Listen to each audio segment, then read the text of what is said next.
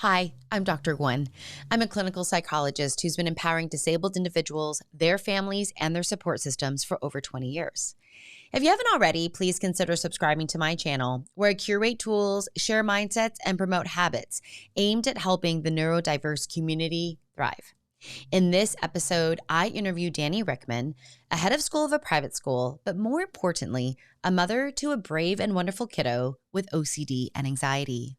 The intention of our interview is to create an affirming, compassionate, and safe space to talk about mental health, the imperfections of parenting, and to remove the shame and guilt that often follow these topics. Our hope is to destigmatize, humanize, and empower you to stay self-aware, curious, and hopeful as a parent who faces the additional challenges that neurodiversity can bring to parenting. A big thank you to Dani and her daughter for sharing their personal stories, modeling vulnerability, and being empowered voices in this space.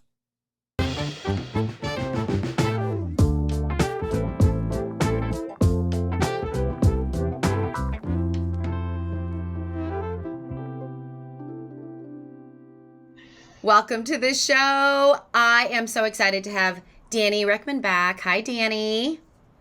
Well, hello there. Good to be back. It's great to see your face. Back at ya, man. Back at ya. You and I have been mulling around, I think, a really important topic that I'm so glad that you have agreed to come on to the show to talk about. And that is that there is no such thing as perfect parenting, especially when neurodiversity is involved. And as a parent myself, being able to speak about struggles, difficulties, challenges in compassionate, thoughtful, and affirming spaces is really, really needed to empower our community. So I'm so glad that you have agreed to come on and talk about this. Any thoughts about that right off the bat, Dani? No such thing as perfect parenting?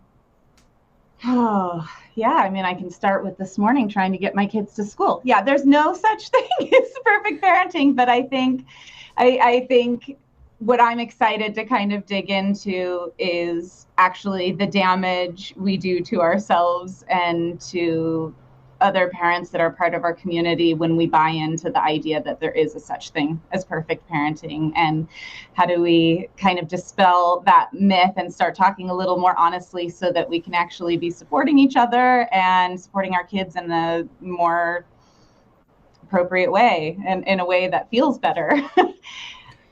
I think is really, we spend a lot of time putting a lot of pressure on ourselves and on each other. And unfortunately, that also ends up being on our kids as well. Yeah, agreed. I think this topic comes up quite a bit and needs to actually come up more, I think. Not only with neurodiversity, but with mental health. And oftentimes we see mental health and neurodiversity intersect. And the thing that I see when I'm supporting my clients and the family and the families that I support is that, for example, something like ADHD or autism is not necessarily a visible diagnosis. So intentions are oftentimes misperceived. The ability to control behavior is misperceived. And then it gets labeled. It gets labeled in ways that are not supportive. But I wonder if you can kind of weigh in on that intersection. Yeah, well, my favorite label that I hear all the time is lazy. Especially in terms of ADHD. I hear the word lazy being thrown around a lot. And the truth is that we are so hardwired as human beings to be anything but lazy, to be productive, to, be moving forward in many ways. And when you see someone that is exhibiting a behavior that you might deem as lazy, it's very rarely a choice. It is an emotional block. It is a lack of skill or tools. It's an overwhelm.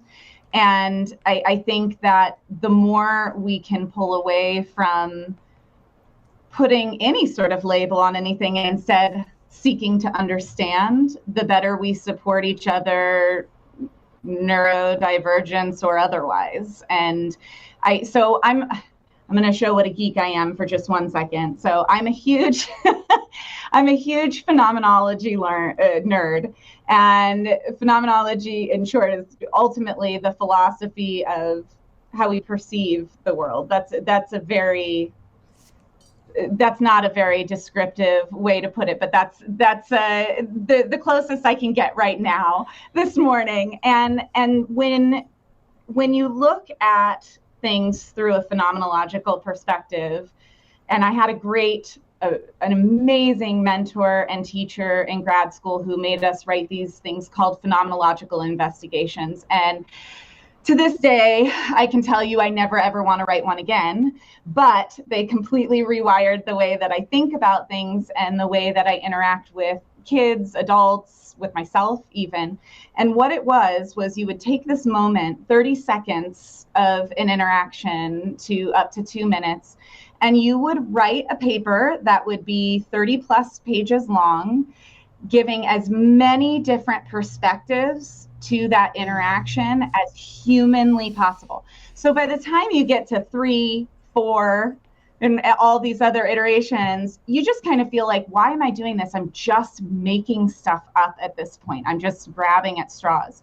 But when you practice over and over and over again, questioning your own perception and recognizing that there are so many other possibilities as to what might be a motivating factor for someone's behavior, you start to develop the ability to go in questioning your own perception and seeking to understand right off the get-go.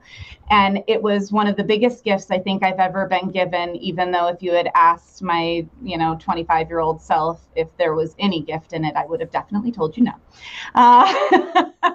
But to this day, I always, I have a perception, I make an assumption about what someone's intentions are or what their behavior means, and I instantly question it. And we have to realize that we're filtering everything that we experience through our own perception based on our own experience. And especially when you get into the realm of neurodivergence, you're probably wrong. if you're not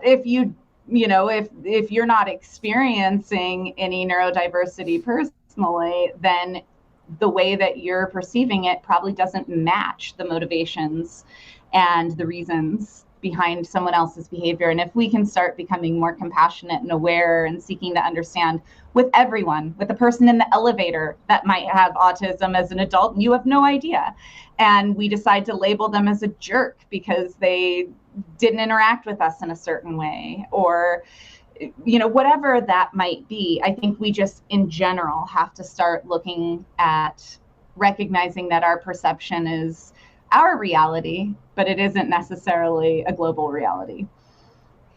Yeah. I love that thought exercise, by the way, because that is really a thought exercise. Yes. And the more perspectives you can generate, inevitably empathy increase, right? Absolutely. I love that, you really quickly actually summarized, what might be the motivations for someone's behavior, when we might label it as, oh, you purposely did that, to be mean, or you purposely did that to be rude, or whatever that is. Is it a lack of skills or tools? Are you overwhelmed? Right? Is there something emotional happening for you? And those are areas that I don't think people tend to go to when we think about, or when we make assumptions about people's intentions. And I think that this is where, and the reason why I think that's important is because it leads to labels. Like it leads, you brought up like what I would call the a moral label, which is lazy, right? This person's just lazy. When it's like, in ADHD, what do we know? Sometimes people that have ADHD have a hard time getting started. They have a hard time stopping. They have a hard time continuing a task that has high mental effort, right? If we looked at it that way, we might be able to empower with support and skills and tools versus, kind of go with the label. And then how perceptive are the students that we support or the clients that we support, right? When they hear and feel that energetically, you feel like they're lazy. Like, what does that Right. do Well, to the and self-esteem? absolutely. And I think another layer to it, besides filtering it through our own perception, is that we're making it about us. Like, this child's behavior is to make my day more difficult today, Yeah. as opposed to looking at it through the lens of what is this person going through. I always tell my daughter struggles socially quite a bit due to both ADHD and anxiety and OCD. And so she actually has requested that I can see all of her text messages at all times, so that when she's interacting with her friends, I know this won't last too long. Eventually, she's going to hit a time where she doesn't trust me anymore and doesn't want me to be part of it. But right now she does, and I'm savoring it. But, she wants me to catch when she's messing up so that I can help her reframe things and look at it differently. And I was just actually last night having this conversation with her because she was really upset with how a good friend of hers handled the situation. And she kept saying, she ruined my day. I'm having such a hard time and she made it so much harder. Why would she do that to me? And I'm constantly trying to help her reframe that the majority of the things that happen to us really have nothing to do with us whatsoever. So if someone, I can't remember which therapist it was in my life that said to me, hurt people, right? So if someone is displaying behavior that is hurtful, it may be that they don't recognize it as hurtful because they themselves would not experience it as hurtful. So they're not even on the same, page. They're not even seeing the behavior in the same way. But it also could be that they are hurting significantly. Doesn't mean that it's my daughter's responsibility to heal that person or to help them through every trauma they go through, and she can set her own boundaries. But when we open ourselves to recognizing that this isn't about me, we also set some boundaries that allow us to protect ourselves in a really important way. And I think we just tend to, as humans, naturally think it has something to do with us. And when we get stuck in that, it's hard to get out of your own perception when you're in that boat. Yeah. And let's weave that back into parenting, because how often do our kids and their behavior get connected to us personally as parents? Mm-hmm. It's hard to feel separate of it your is child's really hard anything. Right. And it's actually very paradoxical. I mean, I feel like parenting is a paradoxical kind of activity. It's like, here we are trying to empower and build self-assured, autonomous, self-driven kids, which means that they move away from us. Right? Right. And who do they push against when they're becoming Right. self-reliant, or when they're building that sense of self? We are the ones they're pushing away from. And that doesn't feel so good, even though that's what we want them to be doing. Yeah, agreed. And so even as a parent, and kind of going back to that idea, like there's no perfect parent. There's no perfect parenting. Understanding yourself as a parent, taking care of yourself as a parent is so critical as we embark on this really complex, I think, job that we have as parents, which is, how do we continue to empower and provide opportunities and see our kids for who they are, not who we are or who we believe they are. Yes. So, absolutely. Who we want them to be. Who we want them to be. Yeah. Yeah. Yeah. And I mean, look. And a lot of times, I'm so sorry, but a lot of times who we want them to be is somehow connected to our own feelings about ourselves or who we wish we were. And that's a really challenging thing because it requires a lot of self-awareness and a willingness to recognize that there are areas that we need to heal in order to be able to properly support our child. Yeah. I think the thing that's come up a lot for me, especially through the of like raising a teenager, is my own stress response. Like, what do I do when I'm stressed? Like when I'm stressed or distressed about my kiddo, Mm-hmm. what do I do? Like, and I know for me, I am. That's probably the only time where I look really impulsive, because I tend not to be impulsive in general. But man, when it comes to my kid and distress is involved, I'm impulsive and I do things that muck the situation up. Inevitably, Yeah. I muck it up, because I'm needing to I need to do something because I'm so uncomfortable. And it really wasn't until and I'm still working on this myself, but learning how to manage my own distress that gets triggered because of my kid. Mm-hmm. That has made a big difference for me, but man, it's really hard, I think, to sometimes sit with myself in that I distress. would be, I'm so with you, and I'd be afraid to do it, but it would be very interesting to see a video of me in a not very well emotionally regulated space trying to tell my child that she needs to emotionally regulate herself. And I think, I think somehow we feel, I'll just speak for myself. I don't mean to say we, but I feel like sometimes I feel like, well, I'm justified in being emotionally dysregulated right now because of your behavior. And therefore, I am telling you, you've got to get together. You've got to get all this together, but I don't have to because you've pushed me over the edge. And it's making an assumption that whatever is causing my child to have a struggle in that moment isn't worthy of having pushed them over the edge. And we don't necessarily always give the same grace to other people that we expect people to give us. And I think that's particularly true in the adult child dynamic. There's kind of this expectation that, you know, I remember when I was a child, that children are to be seen and not heard was a big thing at my grandma's dinner table. And I really demanded to be heard at all times. So I was in a lot of trouble all the time. And and I personally was diagnosed with ADHD as an adult. Now I'm also raising a child with ADHD and anxiety, and it is so interesting as I get to know myself better and the areas in which I still need support and skill development.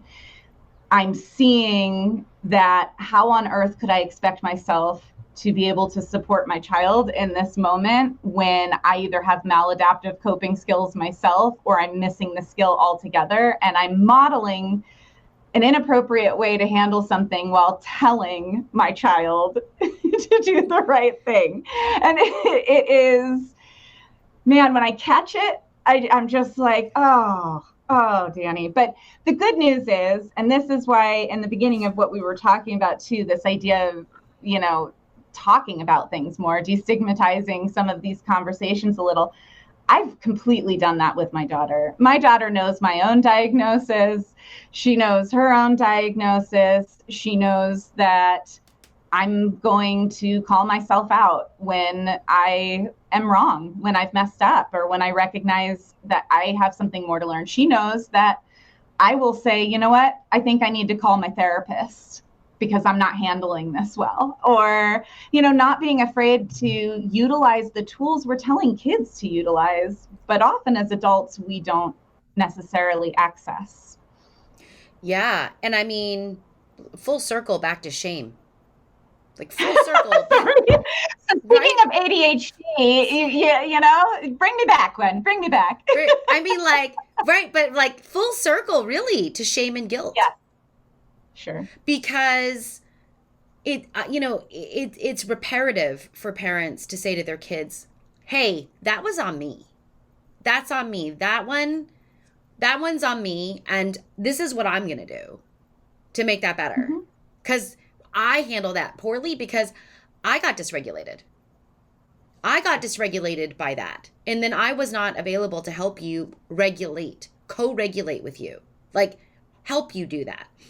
Um but I think and the reason that one of the main reasons why you and I think and you are such a big proponent of this and your kiddo too, like of just saying like, hey, everything's on the table. It's like talking about this for reals, like that if we're going to talk about there's no such thing as perfect parenting, and we're both parents of different different kinds of kids, but Different types of kids, yeah.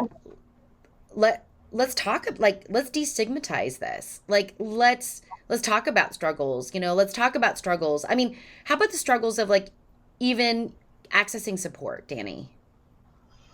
Oh, yes, I can talk about that all day long. And real quickly before we move to that, just because Yeah. it's a piece that I missed that I think is important as we start to talk about this, is part of shame, part of all of these things is because we often moralize things that are not something that should be moralized. If I'm having a feeling, that's not good or bad.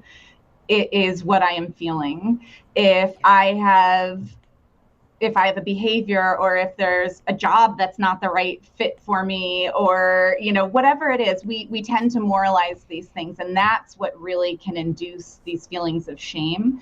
And again, if we can just be talking about things and working through things and talking about the skills and the tools and moving away from moralizing absolutely everything we do, then we won't also get quite as stuck. Okay, so moving to accessing services. So, yeah, I'll share just recently. So my daughter, I mentioned, struggles with ADHD and anxiety. She has told me, if it helps other people, Mommy, I want you to share whatever you want to share, because I certainly do not want to share anything that would make her uncomfortable or in any way negatively impact her, because she's having a hard time.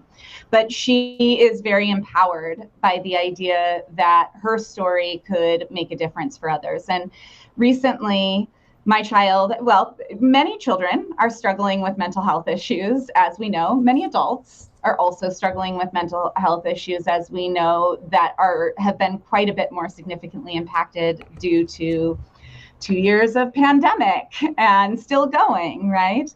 And one of the things that was so interesting, I read an article in the Huffington Post recently that noted, and I had never seen these numbers together, so it really took me off guard, that there are 8,300 child and adolescent psychiatrists in the United States of America.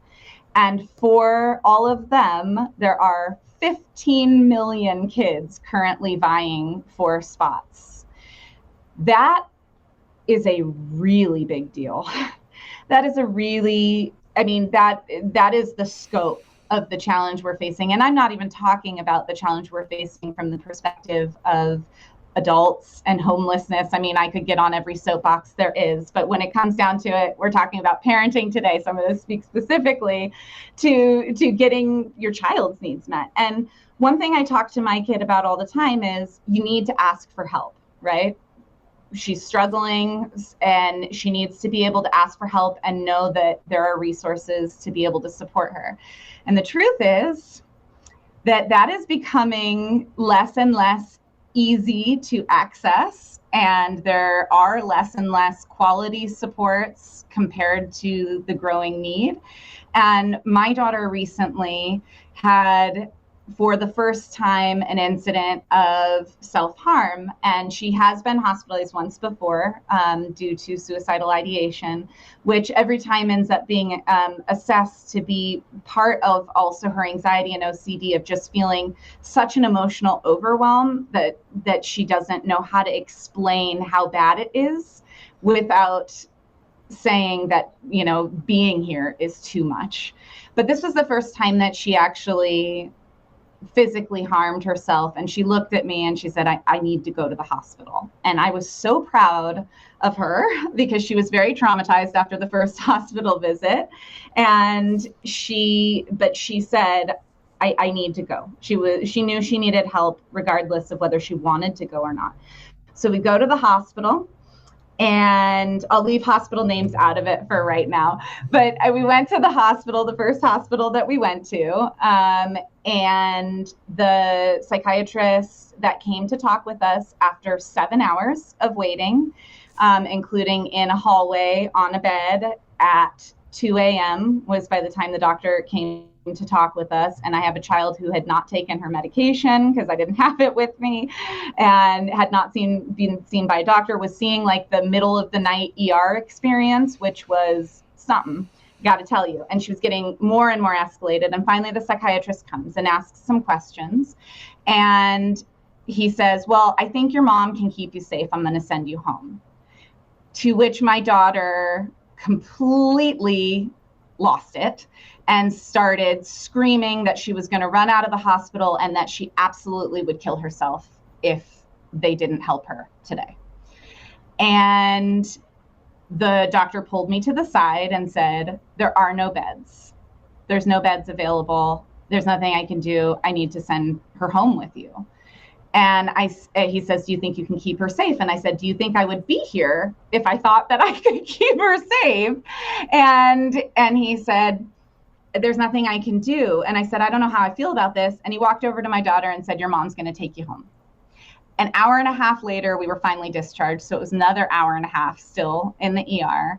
And I get home and I was like, what do I do? What do I do? I did what I was supposed to do, what I know to do as a parent, what my daughter asked for, and we didn't get any help. And it was really frightening. And so we decided to try a different hospital after multiple phone calls. And so we went to another hospital. This hospital specializes, this is Children's Hospital, which specializes in supporting kids in particular, at which I was hoping would be a more positive experience, which it was. But we got there, we were held in the ER for 2 days. And then we finally got a bed in the hospital, but they don't have a mental health program there. They do have psychiatrists on staff, but they don't actually have a mental health program there. So we ended up held for 2 weeks before she was placed in a program. And that means literally she was just sitting there and someone was keeping her safe, but no access to supports or resources. That's the reality of what it means to get help right now and to ask for help, with the exception of there are people who have access to certain resources where they can instantly privately place into a program. But the truth is that is an elite few because it is so expensive. It is so incredibly expensive. And so if you are the general population, that's the experience. And all I could think the whole time was, I have an education in these areas. I work in this area. I've had previous experience supporting my daughter through this.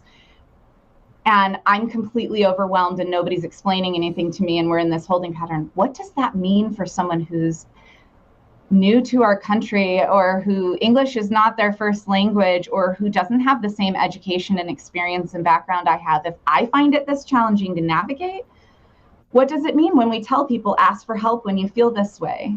If that's what help looks like right now, and that's what we have to navigate, we're not giving people the right skills to navigate it right now. Oh, Dani. That was a lot. Sorry. No, first, thank you for sharing that. I mean, that, that's incredibly vulnerable. And so, thank you for doing that. And I know that, for you and your daughter, it doing that is about empowering others, but it is, I will say, it's a failure. I don't know what else to say about it, but it's a complete failure of our system. Yeah. And that I will say most mental health therapists, so not psychiatrists, that I know who are my colleagues, have wait lists for months. Yep. There is no opening, no bandwidth for it anywhere. We are completely unprepared to meet the needs, the mental health needs of our community and our society at this moment. Yep. And while you and I, two little ladies in Pasadena, Not, um, Solving we're all not the world's problems. Don't forget yeah, that part of right, it. exactly. Well, I was just about to say, while we don't have the answers for this, I mean, just to even say and to normalize that the experience, that's Mm-hmm. traumatic, Dani. And it's only a part of it, because she did end up getting a placement that I ended up having to pick her up from, because there are a lot of programs out there that should not be in existence, because they really aren't therapeutic. It feels a little more like going through the prison system. And I have done some volunteer work in the prison system, and I'm passionate about that as well. But when your child is 11, which my child is, in a mental health crisis, the last thing I would ever imagine is having her in a space in which she's being treated like an inmate or like she has done something wrong. She needs to be in a therapeutic space. And I think that's also indicative of, in general, just the stigma we have around mental health and how we treat mental health and how we see things as behaviors and moralize them when we're talking about actually how our brains are wired and neurodiversity, and seeking to understand even a lot of the mental health programs that are supposed to be providing a safe space for children are not able to do that. I do know, and I won't get into this too much, I do know it's complicated because there are a lot of really phenomenal clinicians out there. But when you get to institutionalizing mental health and the level of behaviors that you're seeing, it becomes very challenging, even legally. Can you touch a child? How do you intervene when someone is having this kind of crisis? We see police officers not having any idea how to handle that as well. And so it is way more complicated, and I don't mean to oversimplify it, but first and foremost, we have to be taking a therapeutic approach in programs like that when people, especially children, are in crisis. Hey, Dani, can you expand on what therapeutic means? I mean, let's define therapeutic, Yeah, because I think that that's important. That's an important distinction. yeah, absolutely. Well, so I have not been asked that before, and I really love that question. So I'll let you fill in any gaps that I miss here. But I think about therapeutic, one, as being knowledgeable and understanding of whatever needs the person that's coming to you has, and understanding what behaviors might be associated with that. And then there's a medication management side of it that is being able to understand that, diagnose and understand the needs, medicate properly. But also, we know that medication for anything alone really isn't helpful without the therapeutic balance, because we also have to be building skills and tools, which medication does not do. Medication can help us access them, but they can't build them. And so as we are building skills and tools, we need to know what skills and tools need to be built. And if you are in a therapeutic environment, depending on what your needs are, someone should be supporting, coaching, and helping you manage emotions and creating a safe space. Because the truth is, if you're in crisis, you're scared. No matter what it is, you're scared. And if you are scared, you need to be met. If you're working towards a therapeutic approach, you need to be met with care and concern and understanding. And that not every program does that. There are great programs. I don't mean to be so glum, because I do know that there are wonderful programs. We happen to experience one of the ones that is not this time around. So Yeah, yeah. I mean, that's why there are consultants that exist. There are therapeutic consultants, clinical and therapeutic and educational consultants that exist to uncover these types of programs, all over the nation. And that so many times a program can look really good on paper, but it really depends on who is there, the people that are there, because this is relational. And I love your and description they're of understaffed. therapeutic. Oh, do Totally. you? Okay, good. But they're also understaffed. We're talking Yeah. about the lack of resources, and part of the issue is some of these programs might be more therapeutic if they actually had enough staff there to meet the need too. Yeah, yeah. I mean, there, I think in therapeutic programs, it's a comprehensive kind of top down, bottom up way to address the emotional needs of the person, right? And so I just love how you broke down medication, and that medication helps you access tools and skills, but that you got to learn how to use tools and skills. That means that we have to get to know the person to know what tools and skills they have. Mm-hmm. So, usually therapeutic, programs look like individual therapy and group therapy and med management and self-care. And, it's a real focus on healing. And you're right. If you're at a place where you're scared, which means you're protecting, in order for you to open up and expand and learn, you got to feel safe. Mm-hmm. And that's relationally safe. So if someone's coming at you with in a pathological model, right, you're severely emotionally disturbed, or oppositional defiant, or you have conduct disorder, pathological demand avoidance, whatever we want to say, right? How in the world do you how do you build trust with someone who sees you in this way? Yeah. And so as parents, it's really challenging, when we're back to the parenting side of things too, it's really challenging because it's very, again, I'm sorry, I keep saying we, because I want to be really careful to speak to my own experience, because I do recognize everyone's experience is different. But I know that I have struggled at times to stay away from, we talked about lazy earlier, but I have a child who has OCD and who struggles, and ADHD, and struggles with very, very basic self-care needs that most 11-year-olds would be able to manage very well. And prior to my own therapy and work, I will admit vulnerably that I may have said, stop acting like a baby, to a child who truly was struggling to manage. And I think about how damaging things like that can be, that we don't say to damage our children.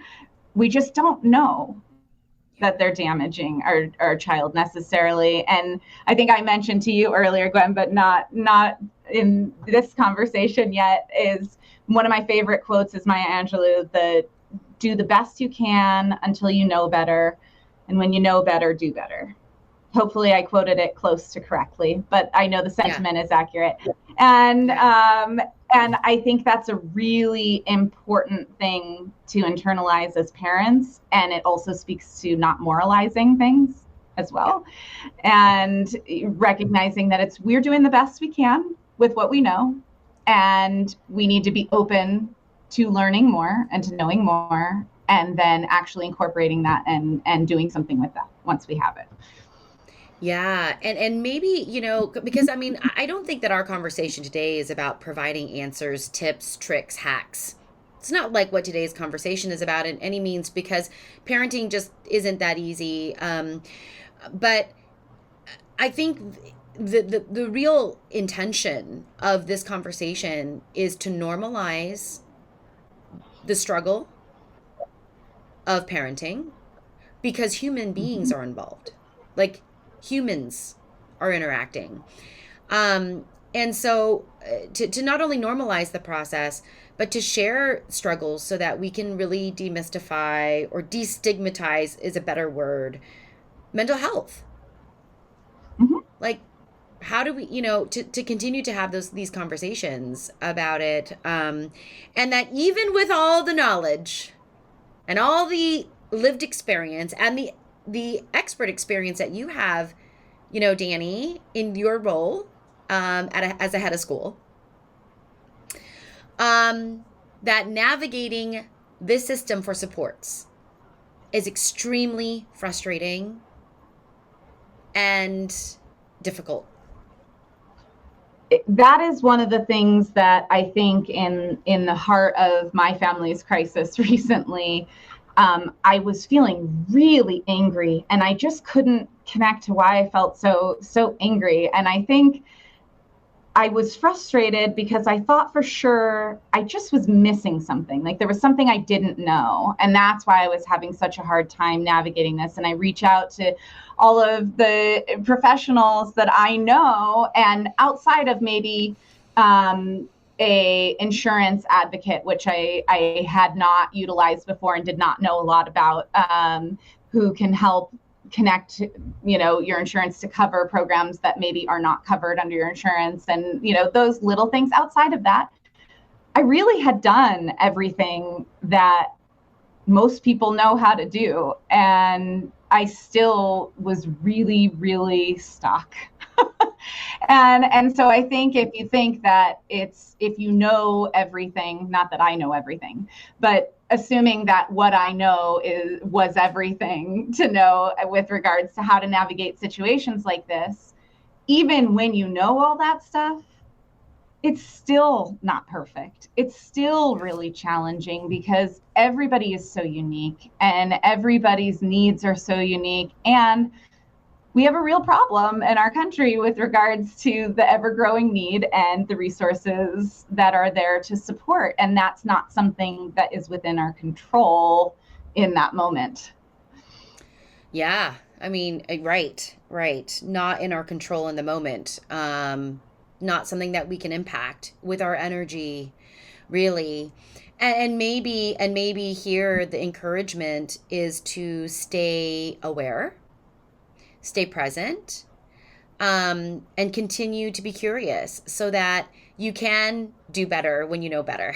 Because the only way, Absolutely. right, the only way to do better is when you know better. And so, in order to know better, you do have to know yourself and maybe engage in a routine of that, whether that be, I don't know, journaling or using your wonderful prompt thought exercise. Yeah. Maybe not 10 pages. How many pages was it, Dani? Oh, those could get up to 40 and 50 pages. They were the longest papers I ever had to write on such a small little prompt.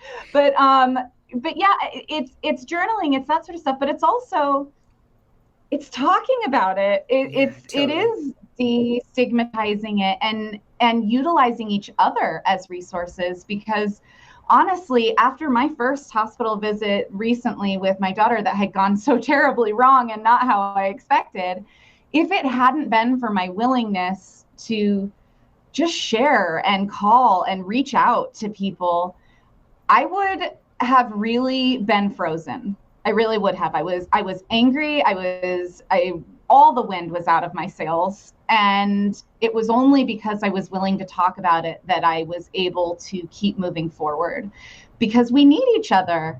We're social beings. That's how we're designed as human beings, and we need each other. And if we allow things to keep us from connecting with one another, including shame and fear, we will struggle more.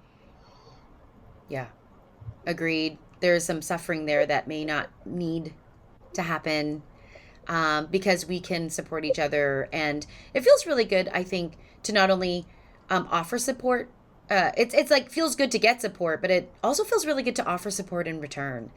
And I think sometimes some parents don't want to ask for help because they feel like they're being a burden on someone, or they don't want to inconvenience someone. And the reality is, most of their friends are so willing not only to support, but that it feels good to support because that means that they can ask for support back. Like so I love that idea of creating the spaces of support for sure. And Gwen, it's not just that they can ask for support back, although that is a huge part. We know, and I'm sure being in the clinical field, when we're talking about grief and we're talking about loss, which in all of this there's so much of that. Even just in the last 2 years with COVID, there's been so much for everyone of processing through grief and loss. And we know that part of healing from grief and loss is through making meaning of our experiences, right? Yeah. And if you can help somebody else it does help make meaning of your own personal experience. And I do think, I tell my daughter every day, I am better at everything I do because of your experience. And I would never want you to be experiencing any of these things, but you aren't alone in experiencing them. And there's a lot of people who need help. And I'm a better mom, I'm a better educator, I'm a better friend because of everything you're going through, and trying to empower her with her own meaning for what she's going through. And that sometimes is just enough to get us over some pretty difficult humps. Yes. Well said, Dani. Well said. Ugh. Thank you so much, Dani, for sharing your experience and Thank you, Gwen. coming on and talking about it. I appreciate you in this space and supporting this space.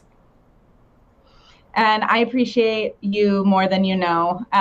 You have been both an amazing person to work with, but also inspirational to me, because I think that there are a lot of people out there that can't relate the way that you relate, and can't make people feel safe and comfortable the way you do. And it really is a gift in any field, but especially in the clinical field, for people to feel seen, heard, and comfortable when they're talking with someone. And I think you are one of those special people who not even many words need to come out of your mouth before people feel that way with you. So I'm grateful. Back at you.